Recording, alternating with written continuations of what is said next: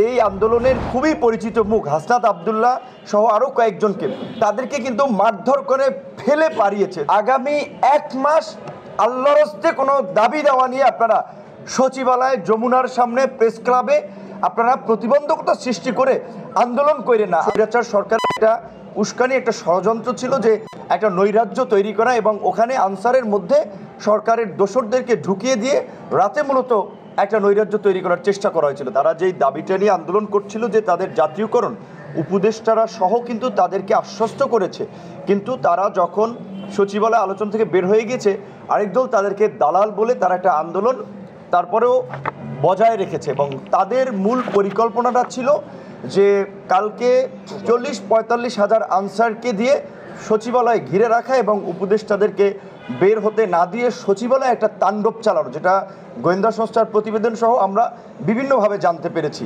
5 star rating প্রাপ্ত BNDC টেকনোলজির Walton super saver ceiling fan 65% পর্যন্ত বিদ্যুৎ বিল সাশ্রয় করে আপনাকে রাখে প্রশান্তিতে। ওয়ালটন ফ্যান হাওয়া বদলে দেয়। এবং আপনারা জানেন যে আনসারের দুইটা আপনার প্রক্রিয়া আছে। একটা হচ্ছে যে ব্যাটালিয়ন, সেখানে প্রায় 18,000 সদস্য, আর যারা ব্যাটালিয়ন ছাড়া সেখানে প্রায় আপনার 5 লক্ষের মতো সদস্য।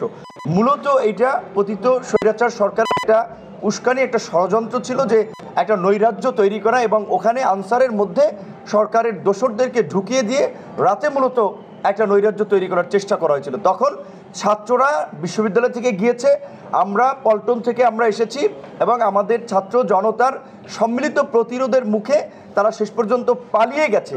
সেইখানে আপনারা একটা বিষয় লক্ষ্য করেন যে তারা যদি দাবি দেওয়া আদায় করতে আসতো, এই আন্দোলনের খুবই পরিচিত মুখ হাসনাত আব্দুল্লাহ সহ আরও কয়েকজনকে তাদেরকে কিন্তু মারধর করে ফেলে পারিয়েছে। যে তিনি বলেছেন যে তাদের আপনার এই যে হ্যামোরেজ হয়েছে, আপনার রক্তক্ষরণ হয়েছে বা এইদিকে তারা শারীরিকভাবে হয়তো ফেটে যায়নি, কেটে যায়নি, কিন্তু ভিতরগতভাবে যে আঘাত পেয়েছে, কারণ এতটা তারা অ্যাগ্রেসিভ ছিল।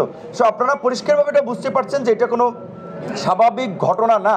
তো আমরা পরিষ্কারভাবেই বলছি যে যারা এখন এই ছাত্র জনতার অসম্ভব রকমের সমর্থন নিয়ে আসা সরকারকে অস্থিতিশীল করার চেষ্টা করবে, তাদের বিরুদ্ধে আমরা ছাত্র জনতা কিন্তু উপযুক্ত জবাব আমরা দেব। এবং আমরা অনুরোধ জানাই সমস্ত স্টেক হোল্ডারদেরকে আগামী 1 মাস আল্লাহর হস্তে কোনো দাবি দেওয়া নিয়ে আপনারা সচিবালয়, যমুনার সামনে, প্রেস ক্লাবে আপনারা প্রতিবন্ধকতা সৃষ্টি করে আন্দোলন করেন না। আন্দোলন করা, কথা বলা, সভা সমাবেশ করা সকলের গণতান্ত্রিক অধিকার।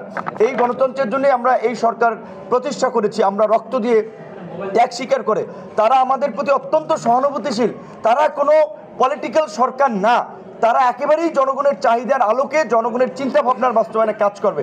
কিন্তু তাদেরকে একটু সময় দিন, স্থিতিশীল হওয়ার জন্য সময় দিন। আজকে ঢাকা মেডিকেলের পরিচালক মহোদয়, উনি আমরা প্রথম দিন 6 তারিখ এসেছি, অত্যন্ত আন্তরিকতার সাথে সেদিনও বলেছিলেন, আজকেও বলেছিলেন, এই যে হসপিটালে যদি একটা বিশাল ক্রাউড করা হয় তাদের চিকিৎসা দিতে বেগ পেতে হচ্ছে এবং অনেকে কারণে অকারণে অনেক ডাক্তারকে আবার হেনস্থা করছে। এটি কিন্তু কোনোভাবেই কাম্য নয়। বিভিন্ন প্রতিষ্ঠানে অনেকে ছাত্র পরিচয় দিয়ে অনেক জায়গায় একটা অপ্রীতিকর পরিস্থিতি সৃষ্টি করছে।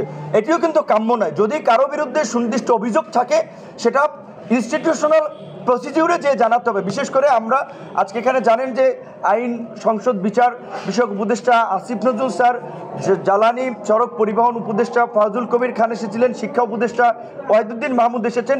আমরা কিন্তু তাদের উপস্থিতিও বলেছি, আগে প্রধান উপদেষ্টার সাথে মিটিংয়েও আমরা বলেছি যে পূর্বের রেজিমের কোনো চিহ্ন, বিশেষ করে যারা প্রশাসনিক দায়িত্বে আছে, সেটা সচিবালয় থেকে শুরু করে বিচার বিভাগ কিংবা গণমাধ্যম অফিস, সেখানে রাখা যাবে না। কারণ তাহলে তারা ষড়যন্ত্র করবে এবং অস্থিতিশীল পরিস্থিতি তৈরি করবে।